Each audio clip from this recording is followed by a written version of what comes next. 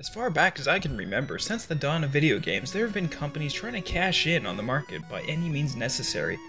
And more times than enough, whenever a new hit blockbuster movie came out, you can bet your ass a game with the same name wasn't very far behind. With a crappy budget and extremely short development times, there's no wonder why they turned out the way they did. Let's take a look back at some of the worst NES movie games. Number 5. Indiana Jones and the Temple of Doom. Indiana Jones and the Temple of Doom is easily one of the most exciting movies I've ever seen. Jam-packed with action, mystery, suspense, and even sci-fi. It was a real feast for the senses. And you know what? The game does none of it. The point of the game is to save children, but... Oh god, Indy!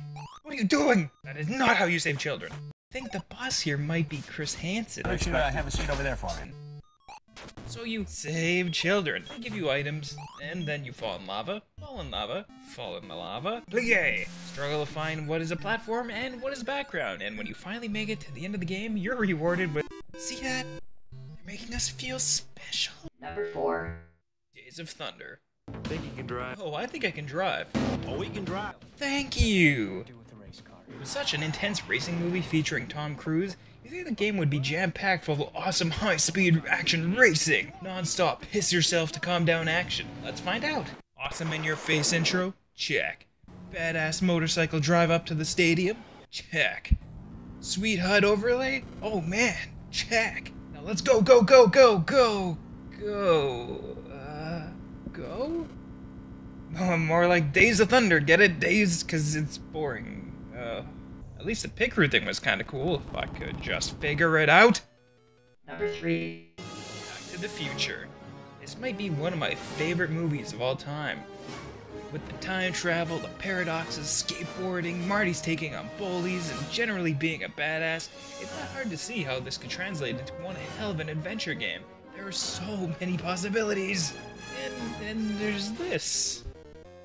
Walk forward, you avoid bees. There's Biff, I think, maybe? Does it look like him?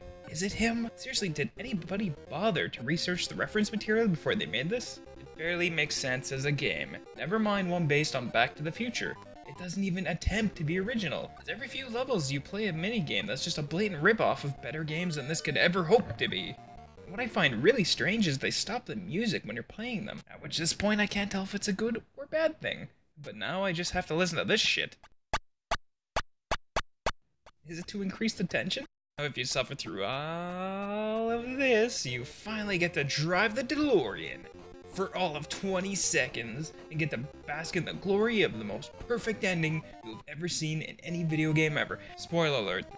I'm so happy I spent an hour to see this. Great Scott! Yeah, I know, Professor. I'm not thrilled about it either.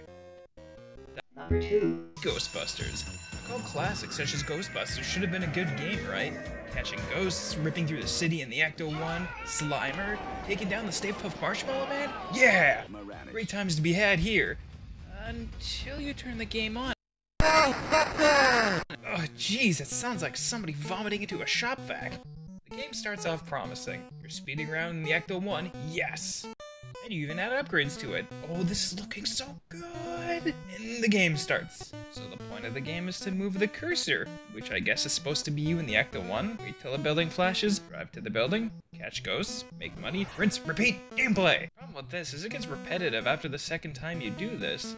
And the ghosts sometimes stay out of range from your photon pack, so you can't reach them. Come back here, you floaty asshole! Eventually, the overworld screen tells you, enter Zool building. Climb up the stairs to play the only part of the game that is actually kind of a game and bask in the glory of 8-bit boobies. And when you finally beat Zool, I guess, you're met with the most rewarding game over screen there's ever been. Congratulation. Congratulation. Come on, translation team. It's not that hard to spell congratulations.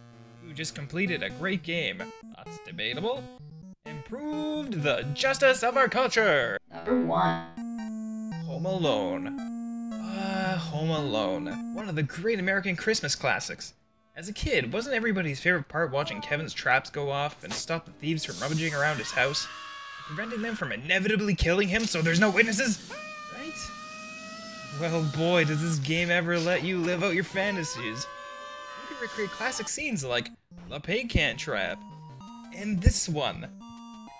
this one, and oh, don't forget the time he nailed both crooks at once here. And this one. Oh, sweet memories. Ooh, and don't forget this trap either. Yeah.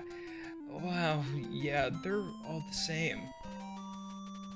So that's the entire game. Go pick up everything you can find and escape. And when you finally do, Kevin couldn't be happier. They did a great job on Harry and Marv's picture, and Kevin is, oh my god, how stoned Kevin looks. Talk about a little foreshadowing, huh? That was my pick for the top 5 worst NES movie games ever made. What are the worst movie games you've ever played? If you like this video and want to see more like it, leave a like and subscribe to show your support. Become Pixel today. Leave a comment below and a suggestion of what list you'd like to see next. Thanks for watching.